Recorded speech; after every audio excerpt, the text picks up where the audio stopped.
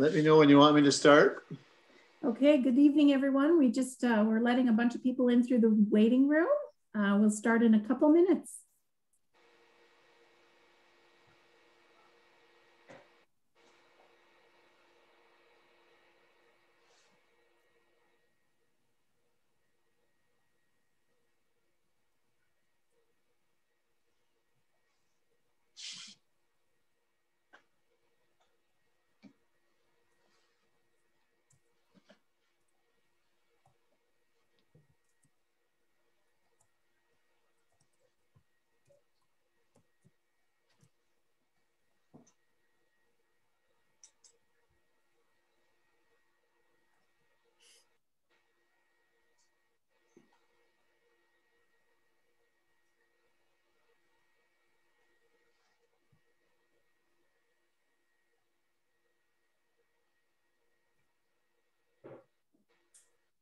Good evening, everyone. I'm going to hand over the evening in the first part to Hans with the Brooklyn Whitby Garden Club.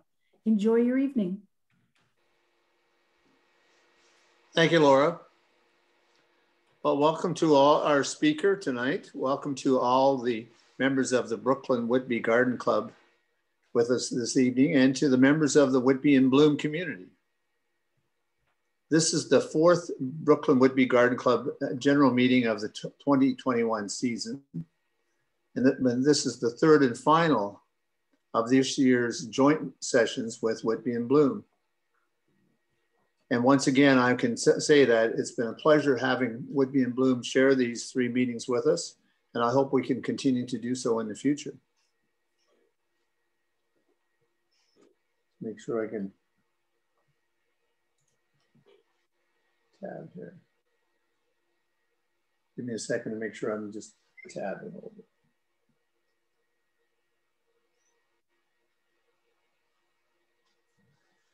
This would traditionally have been our second show committee evening of the season. They would have been our spring show.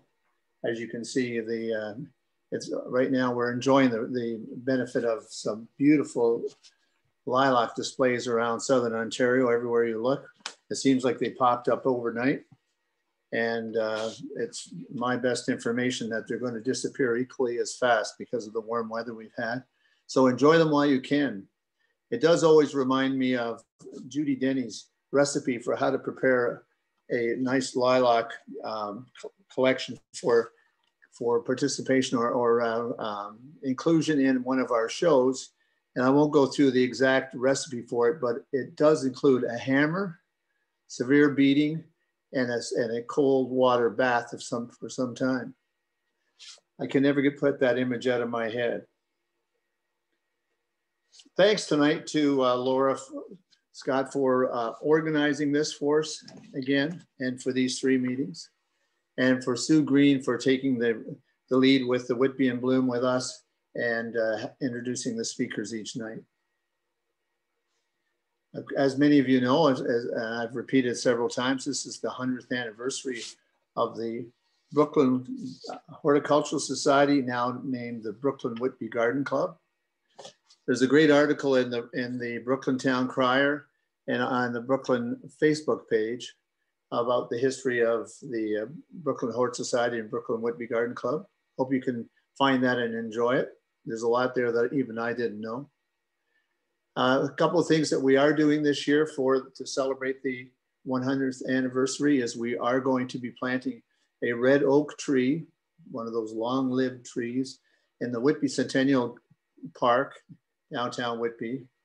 And we're placing a large stone boulder in the Brooklyn Horticultural Garden Park with the inscription, Brooklyn Whitby Garden Club, growing with our communities for 100 years, 2021.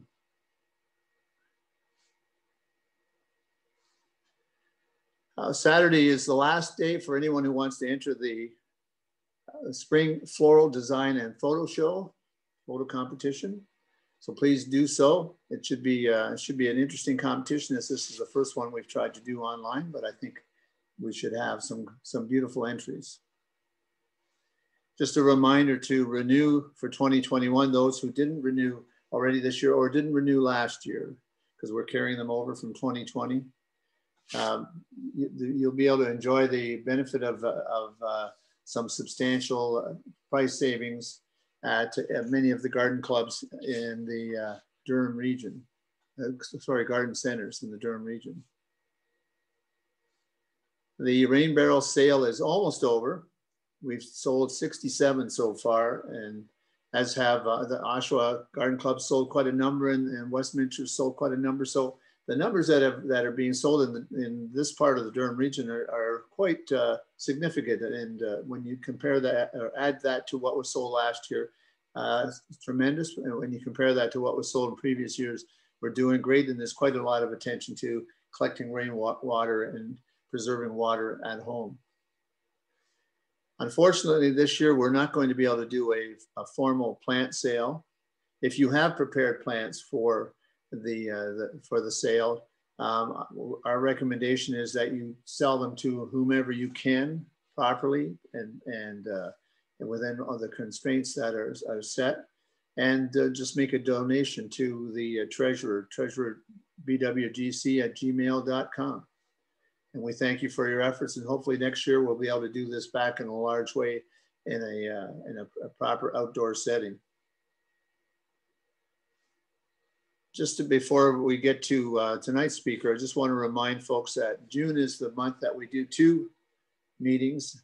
One because we celebrate the peonies early in the month, and the other one is because we celebrate the arrival of the roses later in the month. So we will have 2 speakers this month. The next meeting is set for June the 9th, which will be the second Wednesday of the month. And the second meeting will be for the traditional 4th Wednesday of the month. But June 9th, Lorraine Johnson will come to speak to us about Victory Gardens. And I remember the show. I was never old enough to know what Victory Gardens meant, having come from a European background, but it was quite an important element of North American life, particularly through the Second World War timeframe. So she's going to talk about Victory Gardens, and we'll see what historical aspect she brings to her presentation that evening. So that's the 9th. So without much further ado, I'd like to turn this over to our dear friend, Sue Green, who has been so kind to host all these meetings with us and Whitby and Bloom over these many years. And I'll give it to Sue and let her introduce tonight's speaker. Here you go, Sue. Thanks very much, Hans. Well, first of all, I'd like to thank all of you who've joined us virtually for these last 3 seminars that were joint between Whitby and Bloom and Brooklyn Whitby Garden Club. And they've been tremendous, and we've had a great turnout and certainly very interesting speakers. Tonight I get to introduce, for actually the 3rd time, my brother, Mark Cullen. He's definitely become a regular since we started these joint seminars in 2012, with Mark being our very first speaker to kick off this successful series and liaison with the Brooklyn Whitby Garden Club. Although we had booked his son Ben to speak about growing interesting vegetables. But Ben had to back out because his first child was due around this time.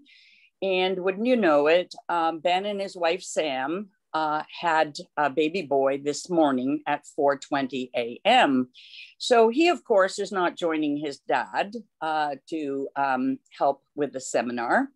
But we want to congratulate Mark, Grandpa Mark. Now, Ben chose this topic because he has a deep love and passion for organic, locally sourced foods, especially vegetables. And he started a business called Cullen's Foods of tinned organic beans and chickpeas. And I think he's expanding that. And these are sold at Foodland and Sobeys in Whitby. So Ben has great credentials, but we've got to morph into his dad, Mark, now. So we'll talk about his credentials. Mark and I grew up in a family where only beefsteak tomatoes were grown. They were consumed in great quantities and in season, of course, and were the only tomatoes served at the dinner table. Our dad loved beefsteak tomatoes, so much so that when he had the idea to use some vacant land at Cullen Gardens to plant tomato plants, all he planted were beefsteak. So after the first year, the chef asked Dad if he could broaden it out and plant some Roma tomatoes for sauce and some cherry tomatoes for garnishes. Dad thought this was a ridiculous idea, as what could compare to a red, juicy slice of beefsteak tomato? The chef finally gave up and just made do with whatever came through the kitchen door. So with that in mind, I, for one, look forward to hearing what Mark has to say tonight. So take it away, Mark, and impart your wisdom. Wow. Thanks very much, Sue. You're right. Dad's favorite was definitely the beefsteak. Now, first thing, I'm looking at an image of next meeting with Lorraine Johnson. I'm wondering how Hans or Laura or Sue, how can we get my PowerPoint up here? Is there something I'm supposed to do? Sorry, folks. Tonight's presentation would be, all right. So there's 101 of you. That's pretty cool. Hans? Yeah. Is there something I should do to get my PowerPoint up here? No, I think you should go back to your share screen. Share screen, yes. Yeah. And then pick that. This will stop others screen sharing. Do you want to continue? Yes. Yes. Yes? Yes. Okay. How's that? What do you see now? It's going in the right direction. Does it say, what do you see now on your screen? It says, it's got your presentation on the screen. You're good to go. Brooklyn Horticultural Society. Is that what you're looking at? Brooklyn Horticultural Society? Yes, we are. Okay. All right. I just want to make sure we're on the right track here. So that's it. No more technical stuff, folks. We're ready to go. And by the way, Sue, congratulations to you or somebody, because somehow you shoehorned this event in between two playoff games with the Toronto Maple Leafs and the Montreal Canadiens. First time in 42 years that they played. And this is phenomenal that you've been able to do this. Now, on June 9th, Lorraine Johnson, who is a good friend of mine, by the way, we co-wrote a book together called The Real Dirt. Sue knows all about The Real Dirt. It's about composting. And because she knows about it because her husband does it all. And it's amazing the difference that how well your garden performs with compost. Ask Lorraine a few questions about The Real Dirt, and she'll at the very least she'll have a smile, and she might even have a good laugh with you. She is going to be great. And to all of you in the Brooklyn Whitby Horticultural Society, I really recommend that you tune in on June the 9th and take in Lorraine. The thing is, the book, which became part of a curriculum used in post-secondary compost programs like Olds College in Alberta, total credit to her. I mean, she just doesn't say anything. She doesn't write anything that she doesn't completely believe in herself. So that's my pitch for Lorraine Johnson. Get out that evening and listen to Lorraine. She's amazing. Beyond Beefsteak, bringing your veggie garden to the next level. Well, thank you for the invitation. And Sue's right. Ben sends his regrets. I think he's got a legitimate reason there for not being able to be here tonight. He was up all night long. His wife was up all night long. She was working, frankly, a little harder than he was. And now he says he's like flaked out on the couch. So baby Peter, God bless you. Welcome to this world. You're not even 24 hours old, and we're delighted. He says baby any minute now. Truth is, baby any minute ago. So here we are. Ben and Mark Cullen, we're in my greenhouse in this shot. This is a photograph taken very recently, and below a photograph of Ben and Mark working in the greenhouse some years ago. He's 29 years old. So if he was like 3 years old, that's a 27-year-old photograph. And that was my old Lord and Burnham greenhouse, and we had fun. So let's get on with it, shall we? The father-son gardening duo. He joined me in the business 4 years ago. We write a regular gardening column in the Saturday Star, and look for us there. We syndicate to 31 other papers, and we got a lot of other stuff going on. But we'll talk about that later, because you're here to listen to and to learn about growing food. This is Ben's thing. So why did Ben join me in the business? Well, I have my own reasons for wanting him to be here. And the first reason is he would drag the younger generation into the realm of gardening, spin in our universe, and we would all be one. What I learned is that the younger generation is primarily interested in gardening only for two reasons. Number one is the environment. That's pollinators, butterflies, mason bees, honeybees, and the whole bit, and food. The environment and food. Millennials are gardening for those reasons. And here's the interesting thing about the pandemic. Since the beginning of the pandemic, the number of new Canadian gardeners has grown by 300%.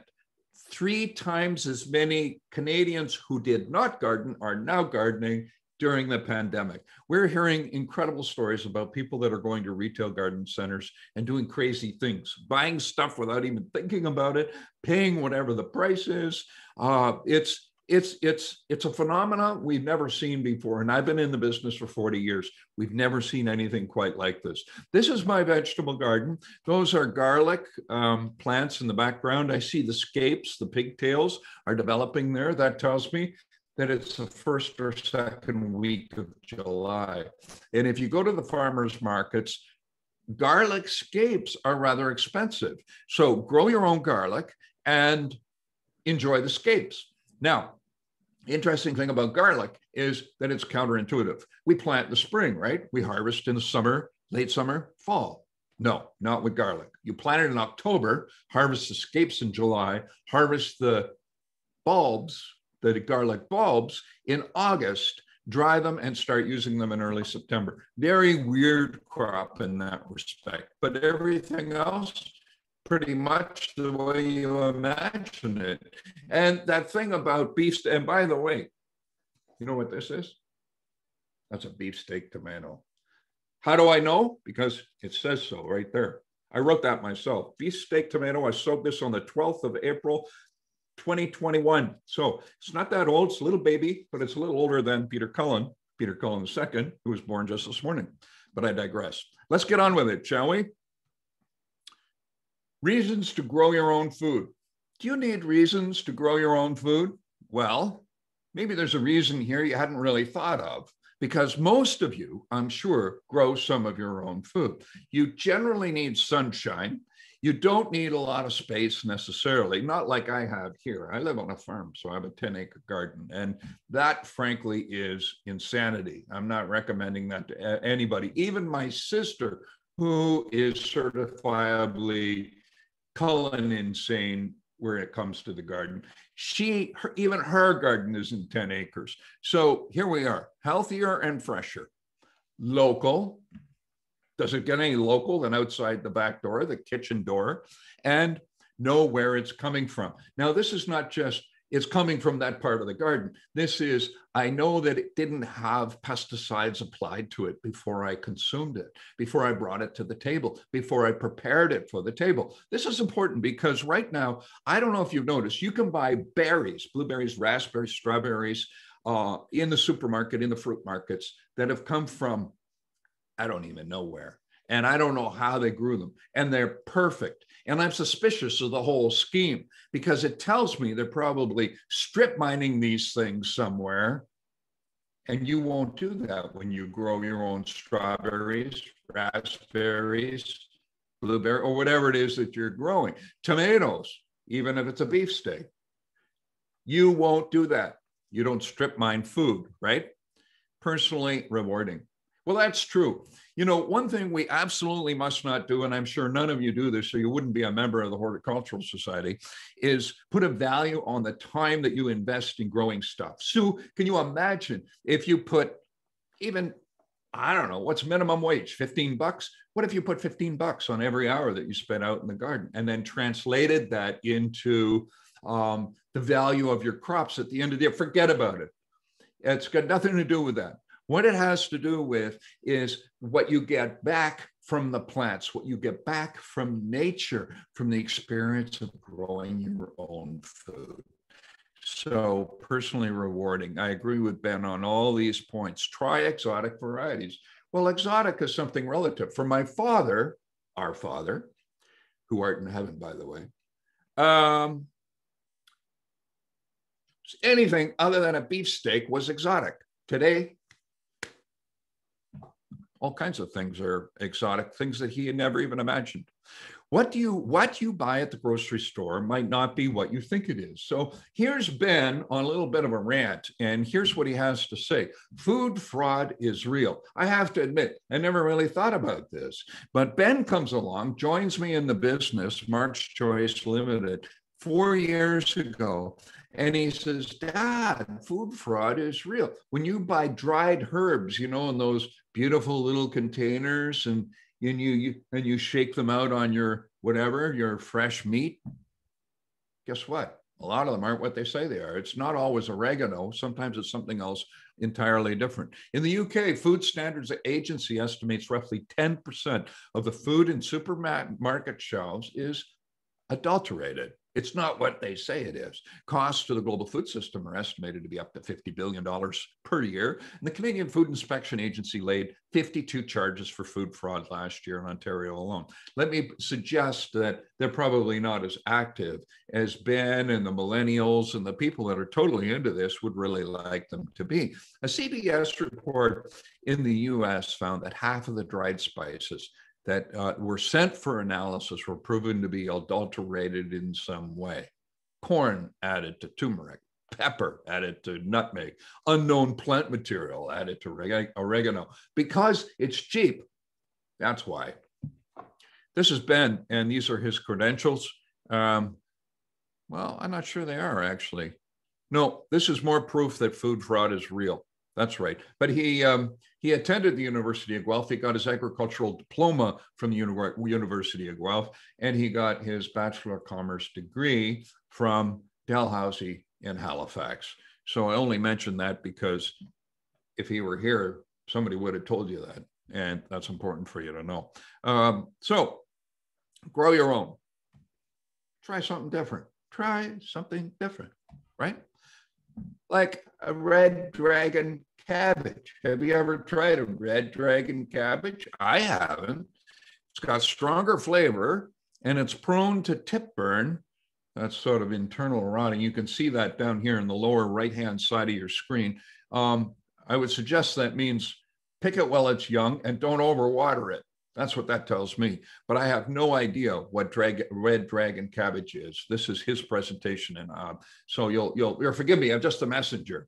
And then there's this Thibodeau de Comte Beauce bean. Well, he's the bean boy. I call Ben the botanical bean boy because he is in the bean business. Sue mentioned this. He started Cullen's Foods. It's now available in over 500 Canadian retailers, coast to coast and to coast. And he's doing an amazing job with this thing. So this is something I want to look for. A Canadian heirloom variety, originally from Quebec. So it must be good, right? Sort of like Oka cheese. It's got to be good, right? It's been fostered by all those Catholic fathers over in Quebec. Maybe there's a connection there with these beans. Who knows? Short season crop, 45 days. That's really short. 45 days, a month and a half. You sow it now, you're going to get a crop in early July. Like, really? I'm going to have to try this just to be sure. San Marzano. Now, Sue mentioned, what did she mention? She mentioned the paste tomato, the popular paste tomato, the Roma tomato. Well, I want to suggest that you can do better than Roma. I grew Romas for years, and I gave them to my buddy Ted down the road, and he made tomato sauce, and he said, Mark, grow San Marzano. So I started growing San Marzano because I was growing 200 tomato plants anyway. Might as well grow some and give them to him and let him make the tomato sauce. And then you go away. And then San Marzano, he would take the money from the sale of the tomato paste and he would give it to the local food bank. So there you go. San Marzano, better than Roma, just so you know. Prism, hybrid butternut squash. Who doesn't love butternut squash or butternut squash soup? Well, maybe my sister Sue, she hates squash, but she might like this one. She might like this one. It's from Stokes, relatively early, 90 days, great for freezing. So there you go. Grow your own, part 2. Ideas and inspiration. All right. So here we go. We're in England now. We're going to go over to the UK and we're going to see how the Brits do it. Because in our book, Escape to Reality, we dedicate a whole section to what Canadian gardeners can learn from the Brits. And we can learn a lot from the Brits. So we go over there a lot. And on this particular occasion, we went to see our daughter, Emma, who married a Brit 4 years ago, last Sunday, I think. And in Britain, of course, so we all went over. We had a wonderful time, didn't we, Sue? And we went to Kew Gardens, and we went to the Garden Museum, which is fantastic, and all the rest of it. So John, who is Emma's husband, the Brit, his mom owns a car. This is her car. So we hop in her car, and we hop in her car. We didn't exactly hop in her car. We crammed in her car. We used a shoehorn to get into her car, and we drove to her allotment. Now, what do you do in an allotment if you're a Brit? There's Lorraine, there's me, and that's a British garden fork. That's a real thing. Look at that wooden D-shaped handle. Isn't that a beauty? I'll tell you, that thing, if we had that in Canada, we would hang it on the wall above the mantle of the fireplace. That's where it would belong, right? Because they're that special. But the Brits actually use these things, hand forged, and it's a beauty. So Lorraine at her allotment garden. And here we are touring her allotment garden. And an allotment garden isn't just like 10 by 20 or something. It's massive. It's bigger than most Canadian backyards, right? Contrary to what you might think. So Ben and I are doing this tour in UK, and we went to the Lost Gardens of Helligan. And I want to recommend this place to you because what it is it's the volunteer resurrection of an old heritage garden that goes back more than a century and a half. And we walk under the arbor, and what are they growing? Melons. Now, you make sure that your life insurance policy is paid up before you do this, because if one of those melons dropped on your head, I don't even want to think about it, right? But you'll notice this one on the left of your screen. It's got a hammock. So that's what you do. If you're going to do this, get a hammock. And there's the boy. This is Peter's dad. And Peter II, by the way, because Sue and I have a brother named Peter. So it's wonderful that we've got a new Peter. The old Peter was really a great model, and now we've got a new one. And so Peter's dad is underneath this incredible arbor with apples grown organically. And look how perfect they are. And Ben said to me on that day, he said, I've never been so tempted to steal an apple. And you can see why. Isn't that amazing? It's amazing what you can do with apple trees. This is my place. This is a photograph that Ben took of my apple fence. Now, an apple fence is really a series of dwarf apple trees. I said dwarf, that's important to know. Dwarf apple trees that are planted about 8-10 feet apart, and they're trained on wire. And you do that to maximize the crop, to take best advantage of minimum space, and to get people talking.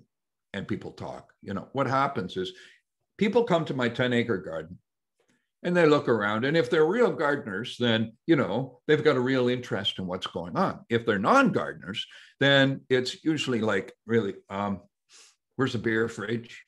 Until they get to the apple fence. And when they get to it, they go, whoa, what's that? That looks like a It looks like a hedge, but it's not a hedge. No, it's an apple fence. And here's the thing. It takes me a total of about 15 minutes per tree per year to maintain this apple fence. And I got the idea from Monet, as in Claude Monet, the French guy who died in 1929. But before he died, he created this beautiful 2-acre garden in Giverny. And you really must see it. It's one of my top 5 gardens that I've visited in the world. And I haven't visited them all. There's over 4,000 botanical gardens after all. But this one is a beauty. And I saw what he had done in the 1920s. And I said to myself, I can grow apples. I can train apples. I'm going to try that. And so there it is. And this is the one feature of my garden that the non-gardeners always comment on. Just rest my case. There you go. There's another shot of my apple fence. Very simple, right? And dripping with apples, using the term dripping rather loosely. And this is a cucumber. I don't know I want to call it a cucumber arbor. I made this and then I plant the cucumbers at the base of it. And I've been using this for about 10 years now. And it works extremely well. And you might say, what do you need this for? My cucumbers creep along the ground. They do just fine. Well, number one, you take better advantage of your space if you're limited in space. And number two, as the cucumbers grow up and flower and hang down, they don't get that yellow side on them that they do when they lie on top of the soil. And they ripen more evenly, and they're much less prone to disease than the ones that grow on the ground. So this is my cucumber trellis. And yeah, I have fun with that. So speaking of trellis, it's amazing what you can do with plants, right? And this is a willow. It looks a little bit like a forsythia, but it's in the fall actually, and the leaves are turning yellow. So it looks like a forsythia in bloom. It's not, it's a willow. And you can see what they've done at Kew Gardens in London, England, to weave living willow twigs together to create something really quite extraordinary. And as people walk through your garden, if they see one of these things, they stop, they ask questions. And if they're all by themselves, they're probably going to wander in and have a seat and go, wow, how did they ever do this? And all of a sudden, you're the most clever person on the block, right? And this is a potato bag. This is a great way to grow potatoes if you are limited in space. You can just grow your potatoes this time of year in a potato bag. And it reminds me a little bit of the underwear they used to use during the Klondike Gold Rush.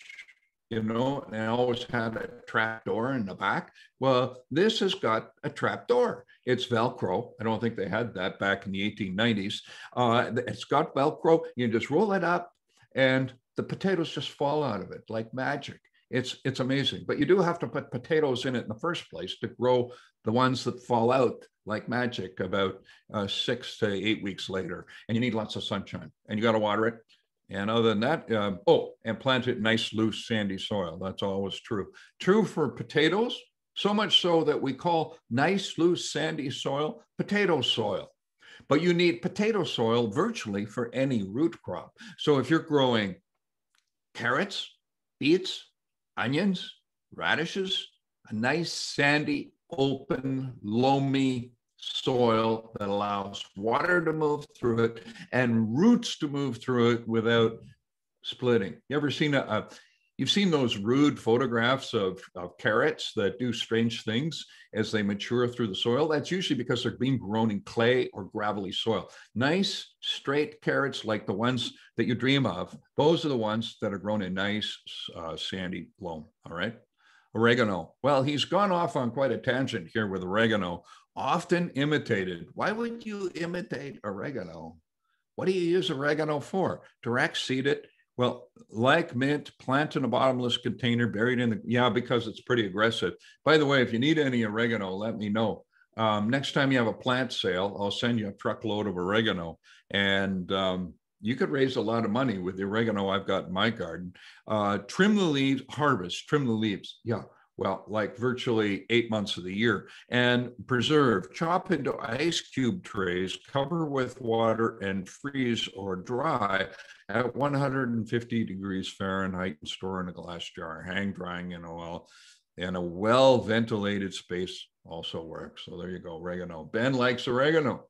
He doesn't tell you how to use it, though. I still don't know. I think that's why I have so much. It's because I don't go out and harvest it very often. Same rules apply.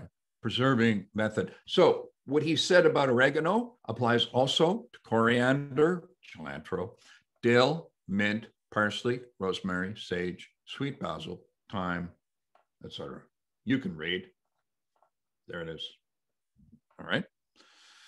Try them the same way. Still, it doesn't tell you how to use any of them, but he's going to leave that up to the culinary experts, right? Paprika. Paprika is a pepper, a hot pepper, right? Paprika comes from peppers. Find thin-skinned Hungarian or Spanish varieties with agreeable heat. Agreeable meaning that the Colville units, some of them are through the roof, and you can actually hurt yourself if you get some of those super hot, like Scotch bonnets, etc. So know what your tolerance for hot is in your palate. Mine's not very hot. He's pretty hot. He doesn't mind hot stuff. And start the seeds indoors 8 weeks before. Yeah, thanks for that advice in late May.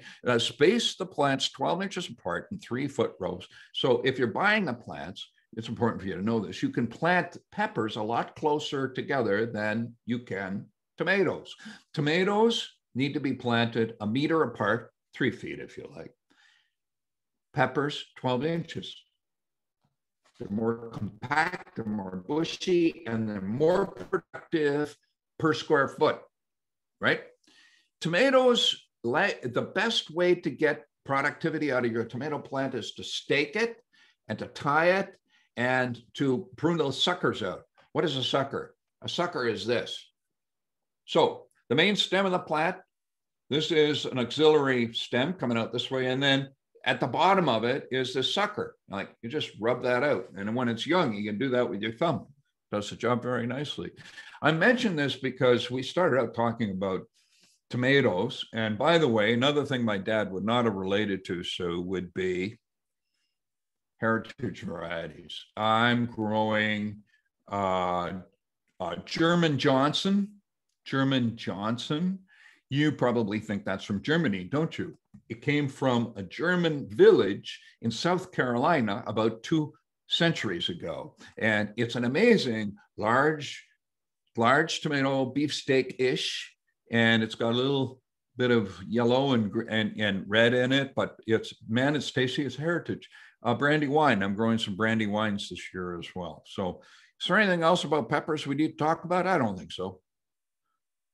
Same rule applies. Same method as paprika, cayenne powder. Only difference is the type of pepper.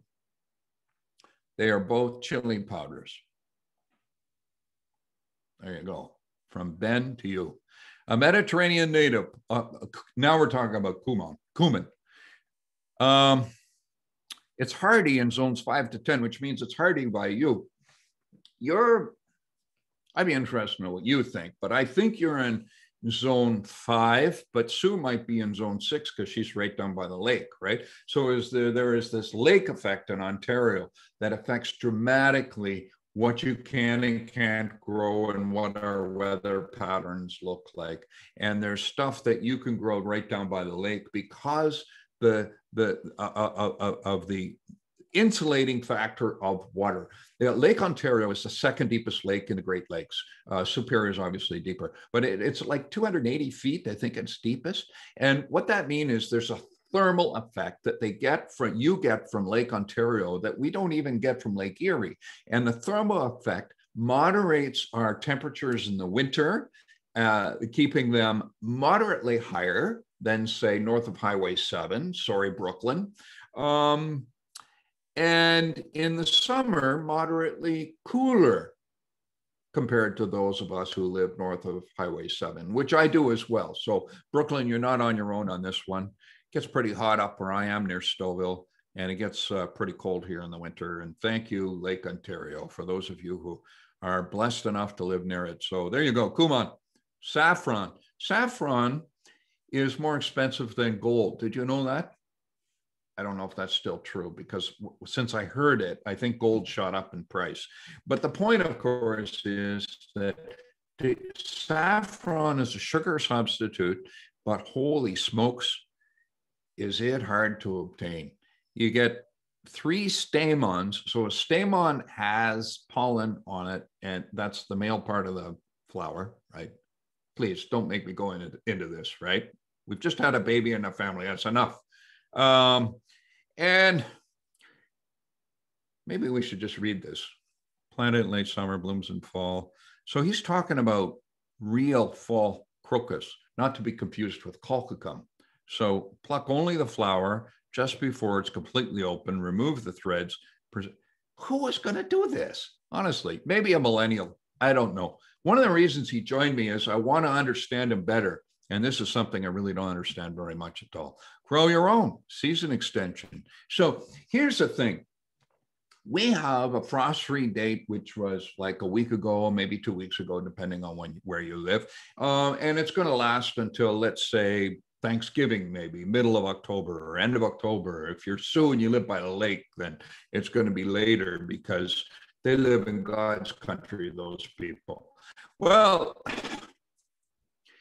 you can play with Mother Nature in a very neat way. And by that, I mean, you can work with her and concert with her by having a greenhouse or cold frame, or by harnessing the energy of the sun during the shoulder seasons. And I do this. This is my greenhouse, and I use it as a giant cold frame. I grow stuff in it in March, April, May, and it's just about empty. It's almost empty now. And that's because I've been busy planting my buns off, actually, in the last little while. And here we are with a cold frame, and I'm hardening stuff off in my cold frame. Here are some of my cold frames. They're on the south side of the barn. They're on a 15 degree angle. And this is a wonderful way to capture the energy of the sun, harness it to your advantage as a Canadian gardener. And you don't have to worry about being an American and living, down there where they get, an extra couple of months of growing. We can do it. We just have to be clever about it, right?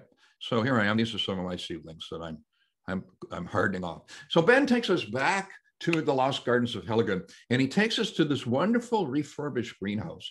And he is fascinated by something here because he, of course, is brought up in the age of the internal combustion engine and now the electric car, right? So energy and heat comes from man-made sources in our world, right? But back in 1912, just before the First World War, they didn't have all that stuff, right? The internal combustion engine had just been invented. And what they did was they grew a pineapple for Christmas using manure in a pineapple pit.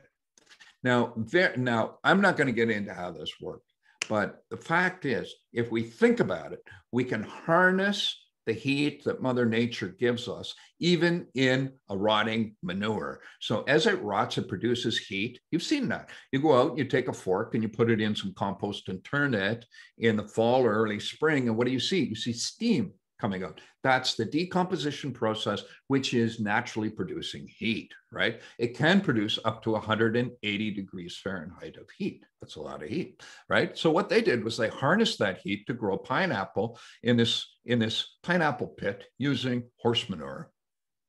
And I'm going to leave it at that. You want to know more? Google it.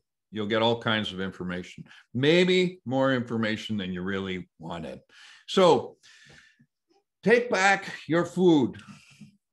Take back your food. What does that mean? Take back your food? That means take control over what you put in your mouth, right? Says the new father to the grandfather. And one of the things that Ben is very intrigued with, I had introduced him years ago to this organization called Share Agricultural Foundation. And Ben has taken some monitoring trips to Central America to learn, first of all, to observe how Canadians' generosity has helped subsistence farmers do more with less. And secondly, to learn how to be an organic, sustainable farmer, food producer, because this is his passion. That's where Cullen's Foods comes from. That's where the idea of organic, Canadian-grown, local beans came from. And so Share Agricultural Foundation is worth another Google. Give it a shot, see what you learn. These people are doing some amazing things with very little money. They are helping thousands of Central American subsistence farmers. Make a living would be a bit generous, but they are living, and they are encouraging the next generation to stay on the soil. So he learned a little bit about mulch, which is the story there. And this is my mulch pile. Yes, I'm very proud of my mulch pile. This is cedar bark mulch, not to be confused with wood chips or those horrific black, the black mulch you can buy. Those are wood chips that they've dyed black. I don't get that. Wood, as it breaks down, draws nitrogen out of the soil. Bark, no. And cedar bark breaks down very slowly, so it lasts longer. Costs more, lasts longer. Does the job better. I use it as a way of minimizing weeds and holding moisture in the soil. And almost finally, the Highway of Heroes tree campaign. Ben put this in here because he's a very special guy, and I'm the chairman of this Highway of Heroes tree campaign, and the Highway of Heroes runs right through the heart of Whitby. And I want to tell you that we are extremely grateful for all of your support. Many of you have already given and supported us. You've shown up for public tree planting days, and we have a very, very special announcement to make in the future about a park that is being established down on, and Sue can correct me, I think it's Victoria Street, Victoria Street, south of 401, and it will take you for a journey through Vimy, the Vimy battle, and it will tell that story in trees. And that's all I'll say for now, because there are a lot of other very exciting things happening in Vimy, or rather in Whitby, that I'm sure Sue can tell you about, and others in your society. But for today, Highway of Heroes, more information at hohtribute.ca. That's hohtribute.ca. We're planting 117,000 trees on the right of way of the Highway of Heroes, one for every Canadian that's died in war, and another 1.8 million trees just off the highway, one for each Canadian that volunteered for military service during times of war. And that's a very special thing for me, for Ben, for our group. So there you go. There's a beautiful sunflower in my garden attracting a bumblebee. And a reminder to join us for the Green File, the podcast with Mark and Ben Cullen. Check out our podcast. You want to know, he says, go to Spotify or wherever you get your podcasts. And I say, go to markcullen.com, and it's right there. Like, there's a link that takes you right to it, right? So you don't even have to remember Spotify, but if that's how you do things, give it a try. We interview somebody for about 3/4 of an hour. We launch a new podcast every 2 weeks, and we've had some wonderful people, including Lorraine Johnson, on our podcast. We had Douglas Talemi on our podcast, the American who wrote the Miracle of Backyard Gardening book, and we've had some really, really interesting people on our podcast, and I would urge you to give that a whirl and go to markcullen.com for all this stuff. Instagram, Facebook, our newsletter, which is free. We launch it the 1st of every month, and the 15th of every month we produce a food gardening newsletter. Twitter, and of course you can contact Ben directly at bcullen@markschoice.com.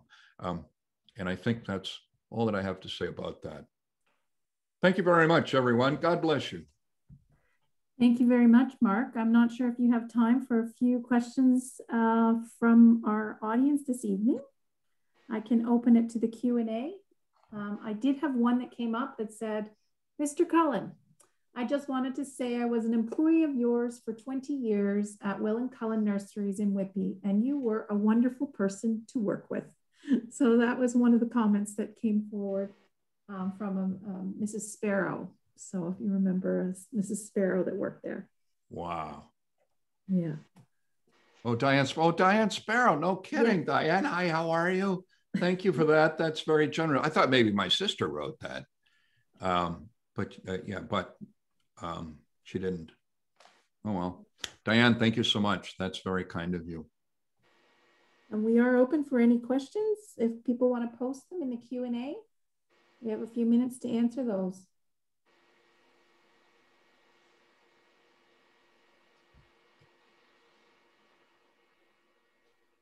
Quiet tonight. Oh, here we go. It sometimes takes a few minutes for them to come in. Well, okay, one of the questions, do you add fresh compost to your vegetable garden every year? If so, spring or fall? So they're getting personal with your garden. well, it's a very good question. And first of all, I'd like to qualify fresh because I don't want you to interpret fresh compost to mean fresh manure. There's a huge difference. Fresh manure is alive with weed seeds. You need to compost it. Let it rot for at least 2 years. So if a farmer says to you, here, I have free compost, come and help yourself, then make sure you know it's been sitting there or it was turned over a 2-year period minimum. And I do it every year. I do it in spring this time, and I do it at the time that I'm planting. So I will take, for instance, a tomato, seeing as we were talking about tomatoes earlier on. And there's 2 plants in this pot, by the way. I would take one plant, put it in a hole the size of almost a bushel, and half of that volume would be compost mixed with the native soil. And of course, I water them in really well, and I would use worm castings on the surface of the soil. I take about a cup of worm castings and put them over the surface of the soil, just alive with natural nutrients, micro nutrients of just galore, and it's amazing stuff. I hope that helps. That's great. Okay, I have 2 more that have come in here. I planted many tulips last fall. Many are now close to past their prime. Do you have any hints to the best practice for them so they come back next year? So I'm gonna put new to gardening in quotes. Well, here's the interesting thing about tulips. They're a 3-year wonder. They will perform generally in good soil, and I'm going to qualify that for you, for up to 3 years, maybe a little longer, depending on the variety. They don't naturalize the same way that daffodils will, and not all daffodils do. So if you want something that naturalizes, that comes back bigger and better year after year, ask for narcissus or daffodils at your garden center this fall that naturalize. Ask for the ones that naturalize. What you can do with tulips to encourage them to come back is to fertilize them after they finish flowering with a good bulb food, or with compost. Just put compost around the surface of the soil at the root zone, and let the nutrients work themselves in, because the earthworms will do the job for you. And when you plant tulips, always plant them in an open, sandy soil, a loamy soil that's got lots of sand in it. That's important. Wonderful. I have a question about tomatoes. Bless you. With the 6-degree temperature predicted for this Friday night, will it affect tomatoes and peppers, or should they hold off planting? Well, that's a really good question, actually, because peppers and tomatoes are hot season crops. If you plant them in cold soil, they sit there. But 6 degrees, and I've been watching this weather forecast for Friday. It's really quite interesting. There is enough heat trapped in the soil now that I don't think a one-night cool spell is going to negatively affect your tomatoes. So if you've got them in the ground, they're okay. Would I hold off until Saturday, perhaps, to plant them? If you have that option, it's not a bad idea, especially if you are gardening in open soil, like where cold air drops freely. But if you're in an urban environment, or if you live down by the lake, well, that's a little different. I really wouldn't worry about it. I think we're okay. Wonderful. And our last question for the evening: where is the best place to get worm castings? Well, I had a product that was produced by a worm producer in Burlington, Ontario, At Home Hardware for years. And it was a large bag. I'm going to say it was about 10 kilos, so 22 pounds. And it was about $15, $16. It was a really, really good price, about half the price what you would normally pay for worm castings. I concluded my arrangement with Home Hardware in December last year, so I no longer have control over any of that stuff. However, if you go to Home Hardware in Brooklyn or Whitby, and if you ask, they may have repackaged it under a name, another name or another brand, but I can tell you that we sold buckets, truckloads of this stuff. It was extremely popular. I still use it in my own garden, and that's where I would recommend you go to get it. Wonderful. Over to Hans and Sue to wrap things up. Well, thank you very much, Mark. The name of your book was Escape to Reality. Is that right? Yes. Available at stores and bookstores everywhere once their bookstores everywhere are open, but I'm sure online as well. So thanks, Mark. Thanks, Sue. Thanks, Laura. A great trifecta this year. And thanks to all those who signed in tonight. Hope to see everyone here with us with Lorraine Johnson and the Victory Gardens on June the 9th. And as I always said, when we had our meetings in person, drive home safely. Good night, everyone. Good night, and thank you.